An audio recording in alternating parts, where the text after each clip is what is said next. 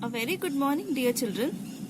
So, children, now today's topic is perpendicular lines, which means our next topic is perpendicular lines. So, children, take out page number 81 from the book Absolute Mathematics, Class 6th, Holy Faith International.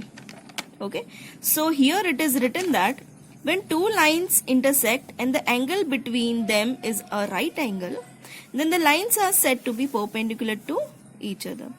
If a line AB is perpendicular to CD, then we write AB perpendicular to CD. Okay, so children, see the figure. Okay, see the figure.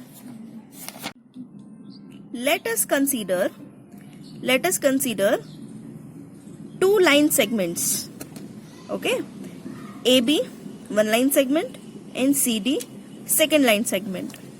Okay, so here the property of being perpendicular is the relationship between two lines. Here one line is AB and second line is CD.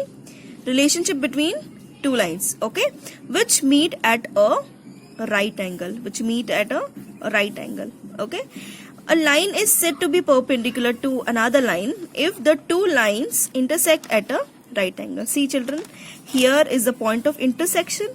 Okay, here is the angle which is of 90 degree. Okay, so this line is said to be perpendicular lines. Okay, so AB is perpendicular to CD or CD is perpendicular to AB, vice versa. Okay, so in Hindi यहाँ पे आपको बेटा दो line segment दी है. AB एक first line segment है, CD एक दूसरी लाइन सेगमेंट है, जहां पे आपको बोला जा रहा है कि जो लाइन परपेंडिकुलर लाइंस होती है वो रिलेशनशिप होता है दो लाइन सेगमेंट्स का. ओके, जब दो लाइन सेगमेंट मिलती है, आपस में उसको जोड़ा जाता है, तो एक पॉइंट रहता है जहां पे वो मिलती है ना, जहां पे वो मिलती है. पर उस कंडीशन में आपका जो एंगल होता है, ठीक है, वो चारों एंगल या फिर दो एंगल आपका 90 डिग्री का होना चाहिए, है ना. दो अलग अलग एंगल 90 डिग्री का होना चाहिए. यहाँ पे जो एंगल यहाँ पे बना है वो है 90 डिग्री का. फिर अगर ये 90 डिग्री का है, विच मीन्स ये जो लाइन है यहाँ पे हम इंटरसेक्ट कर रहा है पॉइंट M पे, तो मैं ये बोल सकती हूँ कि AB पे कौन सी लाइन परपेंडिकुलर है, CM. Okay, CM is perpendicular to AB, है ना. जब 90 डिग्री का एंगल यहाँ बन रहा है तो वो लाइन इस हॉरिजॉन्टल लाइन पे परपेंडिकुलर है. Okay, so let's start with the exercise 5.5.